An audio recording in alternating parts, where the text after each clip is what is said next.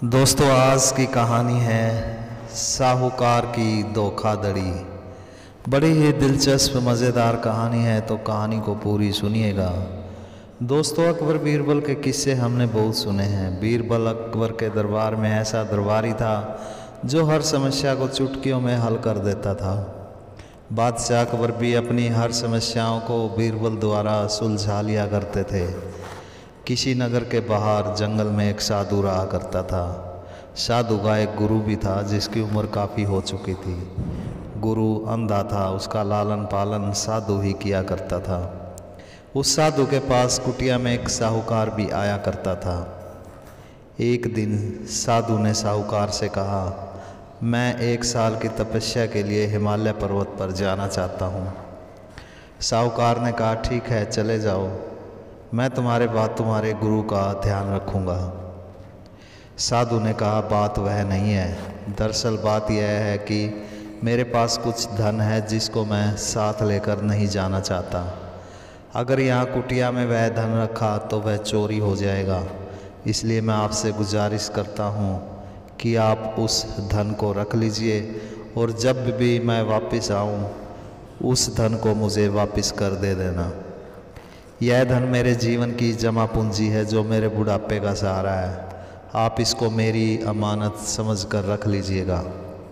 साहूकार ने कहा, अच्छी बात है, मैं तुम्हारे धन का पूरा ध्यान रखूँगा और जैसे ही तुम लौट कर आओगे वैसे ही उस धन को मैं तुम्हें लौटा दूँगा। इसलिए तुम बेफिक्र होकर उस धन की पोटली बनाकर मुझे दे दो और निश्चिंत होकर हिमालय पर्वत की तरफ चले जाओ। मित्र ही तो हमेशा मित्र के काम आता है। इसके बाद साधु ने सारा धन एक पोटली में डालकर उस साहूकार को दे दिया। साहूकार ने वह धन लाकर अपनी तिजोरी में रख दिया। दोस्तों, वीडियो को लाइक कर दीजिए, चैनल को सब्सक्राइब ज़रूर कर लीजिए। भगवान आपकी सभी मनोकामनाएं पूर्ण करेंगे।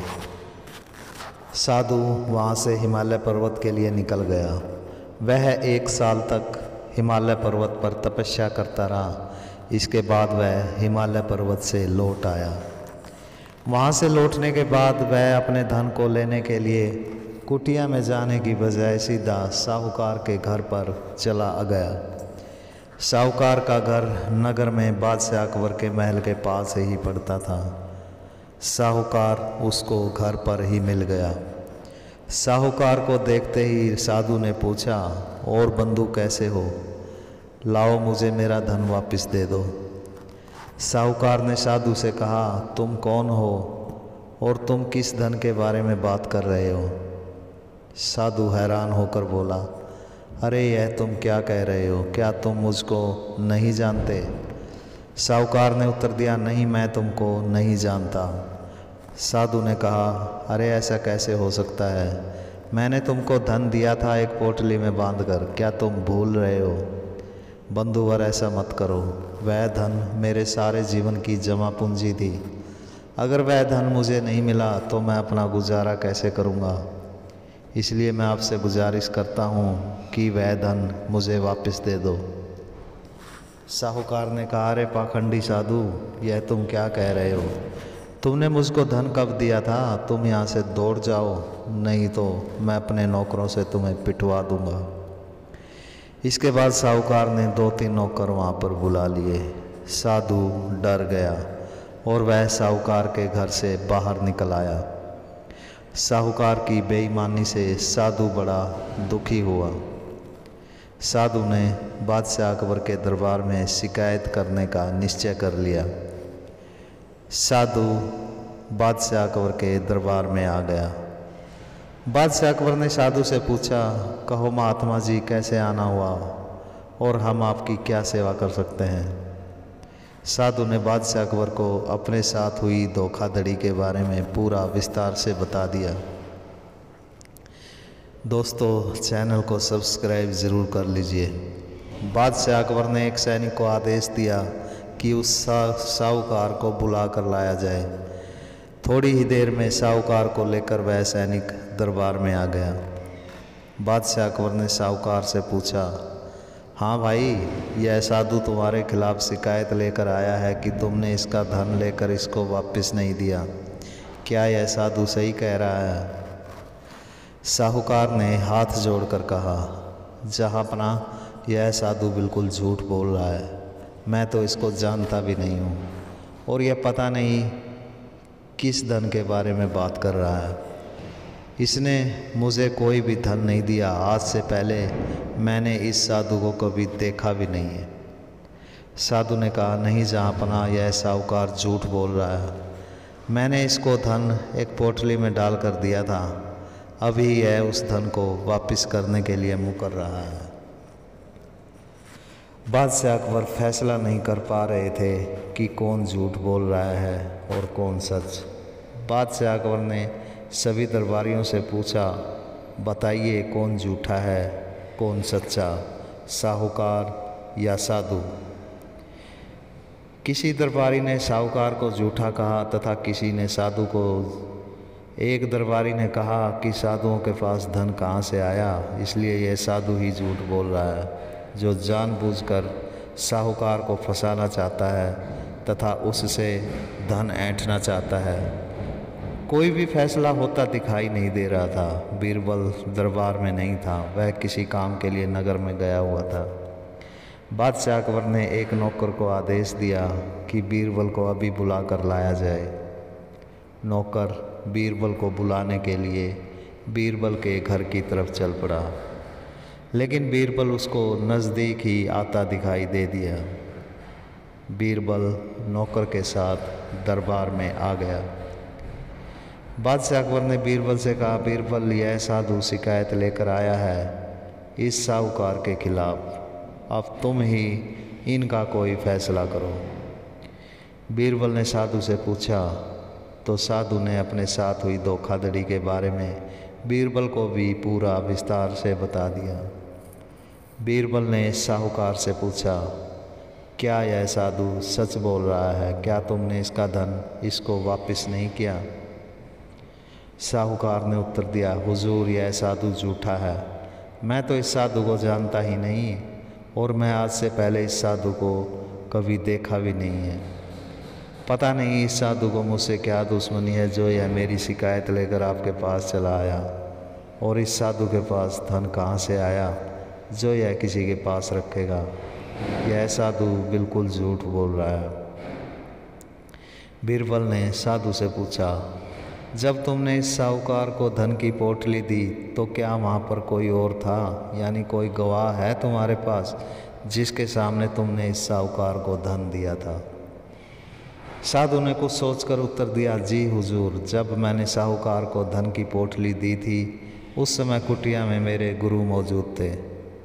बीरबल ने साधु से कहा, ठीक है, तुम अपने गुरु को लेकर यहाँ पर चले आओ।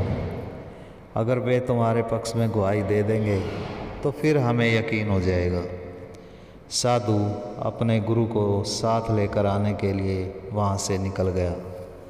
एक सैनिक भी उसके साथ भेज दिया गया ताकि वह अपने गुरु को सिखा ना सके। कई घंटे बीत गए लेकिन वह साधु लौट कर नहीं आया। सब इंतज़ार कर रहे थे।